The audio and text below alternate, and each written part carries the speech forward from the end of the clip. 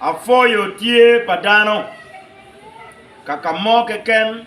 kama wun lutua ti ye ana morwu neno matin neno do piera dek medwe ma beach mwakali bario piera rio ya ngwen luong ani honorable boss mi kotim paria monatin wu amira waj botu kama leng ne ana tika responding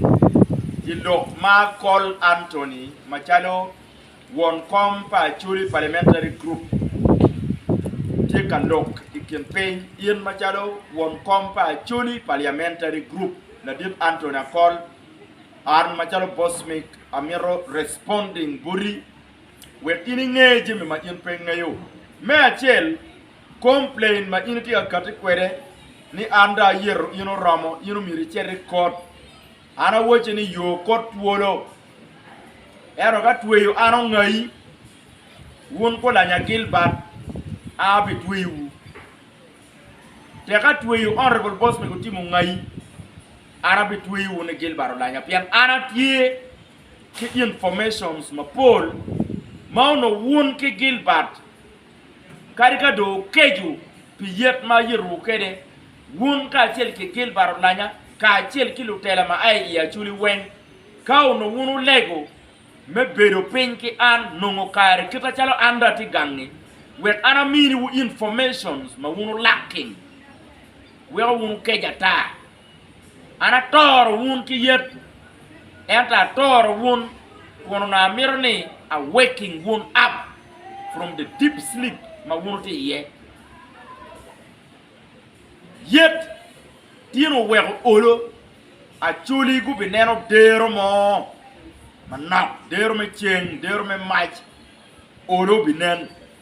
tien ana chuyu ki ne no mauti ie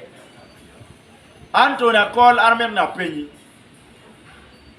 in ka chel ki tim wu won lo tele me Acholi ni wunu no mer ne ayet na wek jemu chak time ya Acholi wunu no mer ni ana yet na ayet lu te dero magino no mer ki compensate ngem chipegu no konyi gene do mira yet ke jo mira yet jo man magen gitie ka gamu tiente unyo gitiki ngech unyo knowledge ikom tiente ma udonyo for atiak sugar 800 billion and to know tiente ne petika benefiting looking gang atiak outgrowers unyo war victims mano tiene tie meant for them umira tijet gena ya wek won kidong an kan ya penyu in meri achel ken pire tek loyo kaka Acholi wen meri achel ken pire tek loyo pi Acholi wen o miru wa wek jom ken no suffering ento wun migi wubin mabe mana ye ideology metela ma wun ti kwere kadong pe wa yeru wun chidong Jimmy o bot lukin gang nini kon pe o ti ga wek Jimmy o peko foya ni Acholi wuki neno o we ko kumiri chawani akol Anthony waini e tie ki tiente made lobby e mero tutu tangi mia chel ki wiye e roni ara ya Acholi ki neno I waji ni tie ki tiente mecha ko projects ma be benefiting lukin gang luchan e roni ara ya Acholi ki neno ulanya Gilbert kumiri chani riyo wa kituji wiye riyo wa kituji pierre riyo wa kimaj wenye tie tika irwa katapila ni bi tuju gudu ibi medo gudu wen ana ya Acholi won kapa chu lanya kapa chu akol kapa chu lutela me kitgum kapa chu lutela me yagago kapa chu lutela me boro moya amoro gudu kapa Acholi wuna Acholi ki neno mauti ie unokono ti busy kumrichando lutela wen ti busy Acholi olo bino gimo at the end of the day ero ni racheti ya kwere ibe twala court pichoyo in ke neno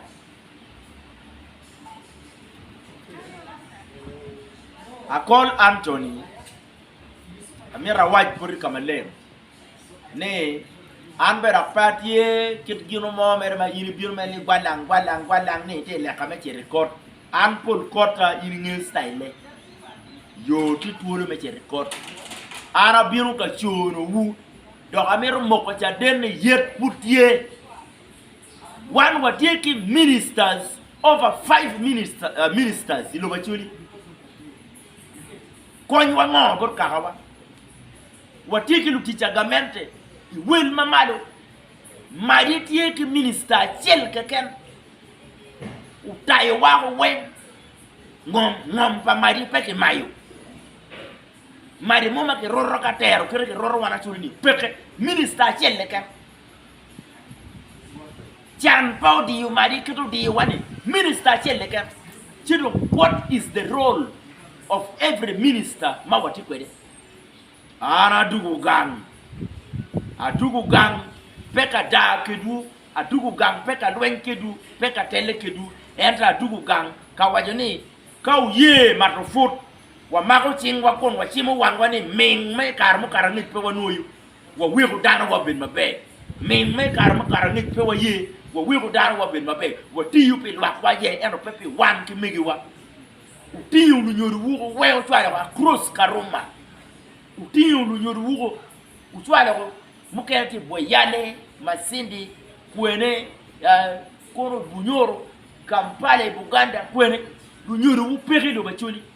utika geru ko wen kuja geru makano geru tungankani nyayo kiji chingana wa roma wa noni roma wa no me yuwe ko ji ke me yuwe ko paju men en mauti wani ni uti ti record katwe anu ngayu abi mahu the evidences when matwero pinning one down more especially ira called one kulanya. I have evidences that can pin you down. Never joke with me. Karawa tuiu diri atuiu. I have evidences. Munu logo on allegations. Kani yero no neko dano. Kono Museveni toya wa yang. Kani yero no kichwale kitani court. Kono Museveni tuwe Uganda so when anga peo yero mian Museveni. Idugo le pa Acholi. Idugo le pa Northern Uganda. Nga di ma peo yero Museveni since 1986. Anga gi family men wa peo yero olu Museveni. Kani no kitwe dano ni pe yet ni yero ma. Kai dek ni pe ki yet meni ka pe meni tek. Okay officer wak. Acholi amira wechiwu Acholi la du teka ngata futie ka bolowa ni responsibility me don lobo wati ching en wa yiru na yera wa loyo koto wa yubu chiente me cheri koto ken wa loyo koto kwa tuyu giyaye ana tie with the informations maka wundu tela chulu binu boramini wu wa ikonyo gam wu merbe lu vole maraj court mene ma yitu ertu yaye court mene ikin wane Museveni anga don ki yerro ma tek loyo wun pe yera ni anna min pe akwana la bole mo ata wun pe yera wun pe chaya abiro pe yero wa yubu kit metela kawno ni yam ke ma ho dano pe yet no ko or buju pom Chief Justice Owinjolo iri loyo court kulo me Uganda iri bini lokata ta ko man niki yo plan me makotim Owinjolo tuan ini shame no bad mo iri loyo justice kulo Uganda ukonya Acholi ki justice mene. What justice have you given to Acholi? Owinjolo won ki mo manyuri makobos mi gutim ene dom justice mungayo ingo bini tim bodo abe Lilian ene tika engineering Germany wen abe Lilian ene tika chwali lutia na wayaye mechi ngangwa kora rastas abe miyo tiene ni utiero udai kumutim utiero tim kumana wa mero tuene wa mero makoneo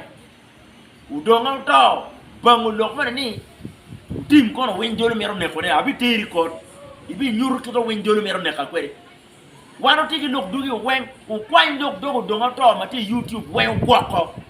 ukwanyo gwako mati WhatsApp wen ukwanyo gwako amero keme ku donga to akong yiri wa ni Owinjolo mero neka yiwa ni Nobad Mo mero neka yiwa ni Liliana Be mero neka yiwa ni Achana mero neka Achana wa ni kale wa wen wa neka Owinjolo wa kale wa wen wa neka udonga to kana twali yini ko chawani atui pe karwo ibi chung me bir president na we ki mingini Acholi ene gin ma dit ma wanti alwen pire kon wa chako ke paju charity begins from where kadong wakar ka konyo our neighboring tribes brothers and sisters tela mati ya wa mero tela kongola pe wa mero lokman me denying bulu ki tela ni te ka utemo bulu be jemi kombu windolo no bad mo abe ledian wuna yoti a oracle Anthony ni akolo chake ka wundo don do yubu loko wen ana oyi ko don twale ko remand kon ngo try. I am back home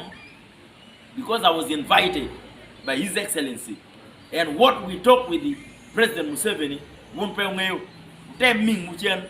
wano bino ka konyo paja chuli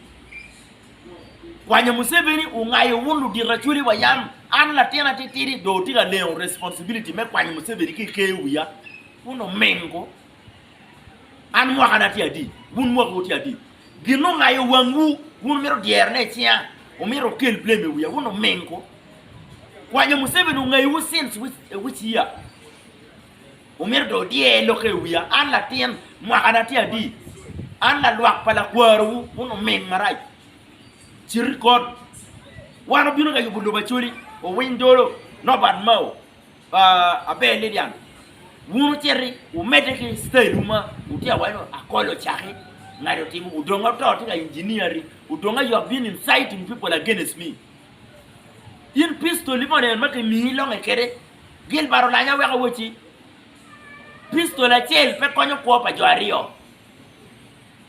mani yiti ko biringero donga to yani pistol ku donga mo kwor ni tingero donga to ya donga ti pistol wai bare wi timo uno vola ko unne amabe yini nge 689 mabe 689 yini ngeyo kay lo ha tatar ko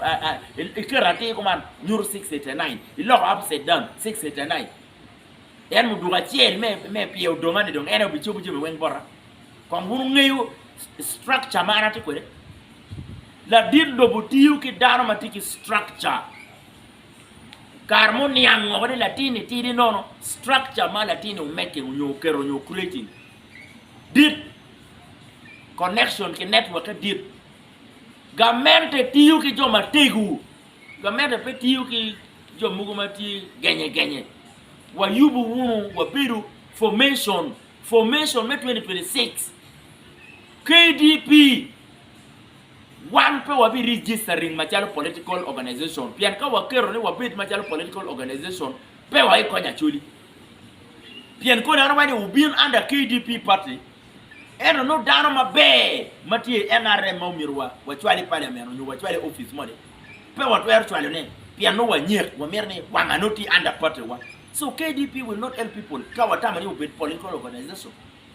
gina waro mire KDP must remain independent mano chung pidana wen ko ne ti UPC ya ko wanene kwiri wo kame wai bien kan ini KDP lwa uye ngari kichweni medeke UPC berpe wa kwenye ki UPC bere UPC kawa wai ni la beja Bob William mado la ke UPC recently kawa wai la beja is the rightful leader for Kitbu wachweni kawa wai ni anga wachweni kawa wai ni anga wa kwenye ki FDC but so long as unity genuine wachweni wa kwenye ki DP so long as you are genuine wachweni UPC you are genuine wachweni no so long as you are genuine wachweni but gin ma ana miro a dead political party mo problem ka taking advantage of kahana kadong UPC wa ini la beja dong wa no machale big fish UPC has to do everything needed for La Beja to be that rightful big man for Acholi. Ero peke kili merejas ni wakwanye dong La Beja. Ero kibe weka La Beja no nen malam La Beja nena tata bien jo matun kuja ye gibiru mabe. No, kade choosing ni La Beja is the rightful candidate for UPC. In Acholi, one of probably why Kitgum. Mono representative pa Acholi in the UPC. So, umirwa covering La Beja ko we nen mape. Ero ni politics ma mega me KDP. Ngati NRM has to do everything. Ma mitre we not mati NRM nen deep. Pian iti ukaha. Ay kan ngat mati noob.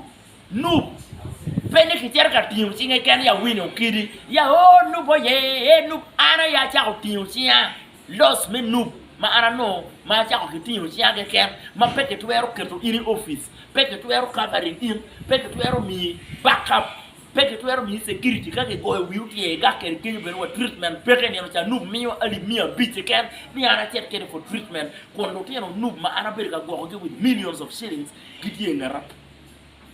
wa mironi representatives pa Acholi for every political party umir kongwa nen ke worogi ka yino goni pe gakiti uchiga ken party wu political party wu mirgu nyot wore komi pian imre represent ya Acholi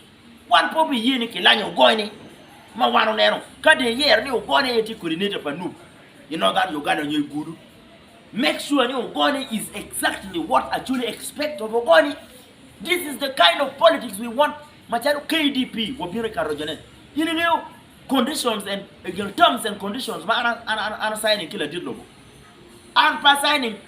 terms and conditions kila didlo nike lanywa wan mere danowa from whatever party ma wati here, whatever formation that we have, there must be respect for us. First of all, one job representing Acholi, we can't him appearing on TV, no what here with backup, no what here heavy, no Acholi did. Man,